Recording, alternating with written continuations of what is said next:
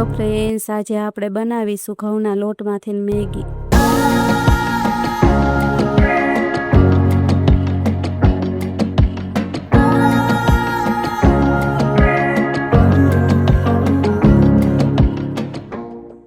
તો ચાલો શરૂ કરીએ આજની રેસિપી।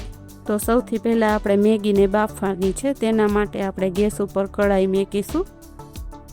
હવે આ કઢાઈની અંદર આપણે 2 લોટા જેટલું પાણી નાખશું। હવે આ પાણીને આપણે એકદમ ગરમ થવા દઈશું। તો આ આપણે રોટલી બનાવતા આટલો લોટ આપણે વૈધો છે। લોટ ઉપર થોડુંક તેલ નાખીને લોટને મસરી લઈશું।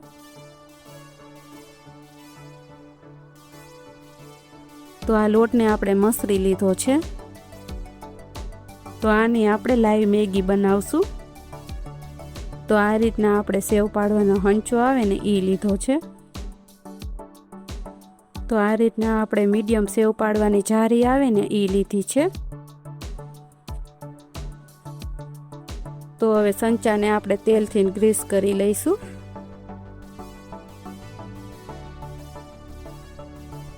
તો આ સંચાને આપણે તેલથી ગ્રીસ કરી લીધો છે। પાણી ગરમ થાય ત્યાં સુધીમાં આપણે લોટને સંચામાં ભરી લઈશું। હવે સંચામાં આપણે લોટને ભરી લઈશું। તો આપણે સંચામાં લોટ ભરીને સંચો આ રીતના બંધ કરી લઈશું।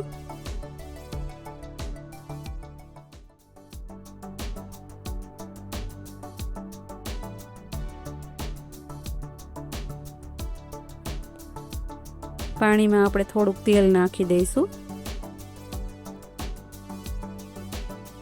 પાણીમાં હવે થોડુંક આપણે મીઠું નાખી દઈશું। તો આ પાણી આપણું ગરમ થઈ ગયું છે। હવે તેમાં સેવ પાડશું। પાણી આપણે એકદમ ઉકળતું હોય ને ત્યારે જ સેવ અંદર પાડવાની છે।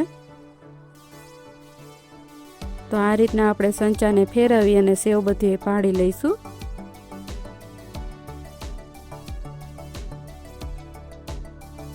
તો આમાં આપણે બધી સેવ આ રીતના પાડી લીધી છે। હવે આને આપણે 2 મિનિટ માટે પાકવા દઈશું। હવે થોડુંક આપણે ચમચાથી હલાવી લેશું।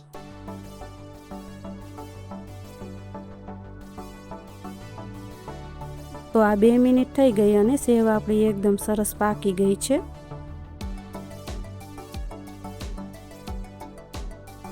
આને હવે આપણે જારીવાળા વાસણમાં કાઢી લઈશું। તો આની ઉપર આપણે તરત જ ઠંડુ પાણી નાખી દઈશું। આ રીતના તરત ઠંડુ પાણી નાખી દઈને એટલે સેવ એકાબીજા સાથે તરત ચોટે નહીં। પછી તેની ઉપર થોડુંક તેલ નાખીને આ રીતના સેવને મિક્સ કરી લેવાની।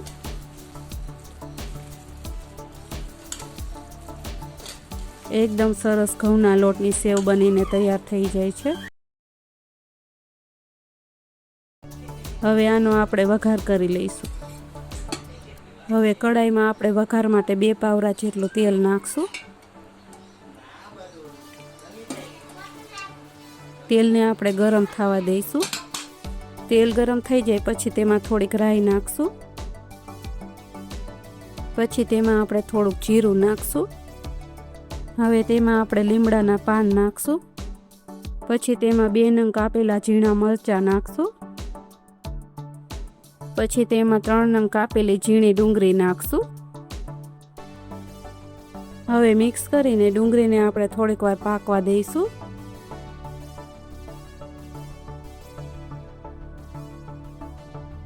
હવે તેમાં આપણે થોડીક હળદર નાખશું। તો આપણે સેવ બાફવામાં મીઠું નાખ્યું હતું એટલે અહીંયા આપણે ધ્યાન રાખીને મીઠું ઉમેરવાનું છે। હવે તેને આપણે મિક્સ કરી લઈએ।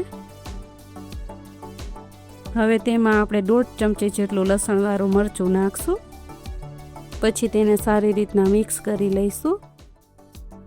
પછી તેમાં 2 નંગ કાપેલા ઝીણા ટમેટાં ઉમેરી દઈશું।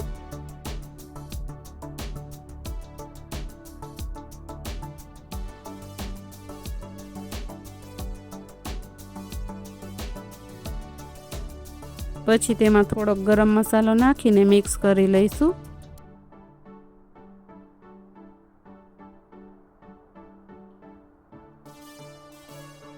પછી તેમાં આપણે આ રીતના મેગી મસાલાનું પેકેટ આવે ને એ ઉમેરી દઈશું.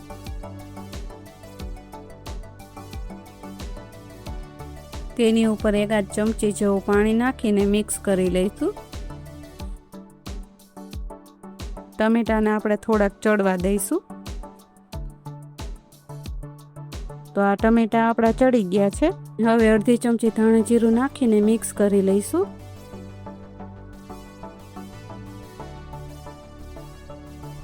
પછી તેમાં આપણે ઘઉંના લોટની બાફેલી સેવ નાખી દઈશું.